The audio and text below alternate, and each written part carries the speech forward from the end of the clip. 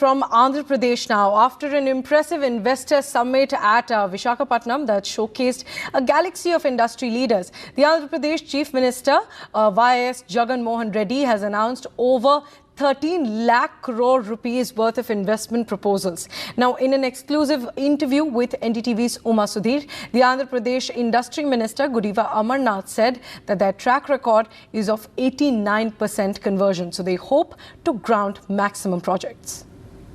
Andhra Pradesh Global Investor Summit, the numbers that are coming in very impressive. 13 lakh crore rupees is the investment proposals that have come in, and I have with me a man who has reason to celebrate that, perhaps the Industry Minister of Andhra Pradesh, Gudivada Amarnath. Whenever a summit happens, big numbers are spoken about, and then that doesn't ever materialize. So we have a track record, ma'am.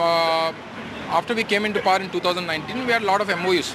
Probably we didn't have a Global Investor Summit in the last 3 years because of COVID restrictions and many other reasons. But this is the first time we are having this Investor Summit, and the previous 3.5 years MOUs, which we turned out it into 89% investment, realistic investments. So the current conversion rate of MOUs into realistic investment in Andhra Pradesh is around 89%.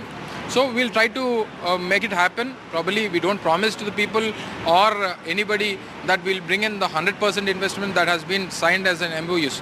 But our target would be the record what we maintain, at least 85 to 90%. And we have seen the Honorable CM constituting committee. The Chief Secretary, under his leadership, will be having the Director of Industries, the Special Chief Secretary of the Industries. We'll have a continuous meetings every week regarding the MOUs, going to the industrialists, asking about what they need, how proactive the government is, what government is looking at giving to them, and what kind of environment they require, and what natural resources they need. So committee constituted by the Chief Minister will definitely make it a realistic investment. Okay. There was this perception that Andhra Pradesh is so welfare focused that they are not thinking industry, and also perhaps the fact that you cancelled some of those earlier agreements led to a perception that you are not industry friendly. So you see, it's not like we are only focused on the welfare schemes. Welfare schemes are given to the people, to the downtrodden, to all the SC, ST, BC minorities, only on the promise that has been given before the elections. So that is what credibility of Jagan Mohan Reddy Garu, and that is a brand that he keeps up. So probably after the independence, no government has given such welfare schemes to the people. So development might not be in a focus in the state of Andhra Pradesh, but it's happening in the parallel way. When you compare the figures with the previous government, we are almost getting 15,000 crore investment every year in the last 3.5 years, and the previous government's record was just 12,000 crores. The investments are more, the employment is more, the number of MSMEs created in the state are more.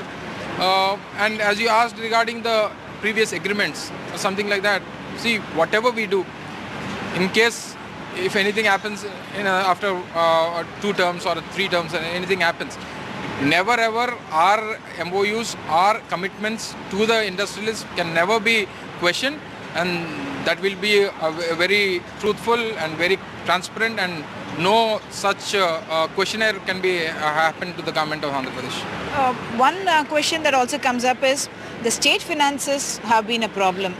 You have spent a lot on welfare, but the state finances, are you doing anything to actually correct that now? Because people's expectations keep growing. With every election, they grow even more.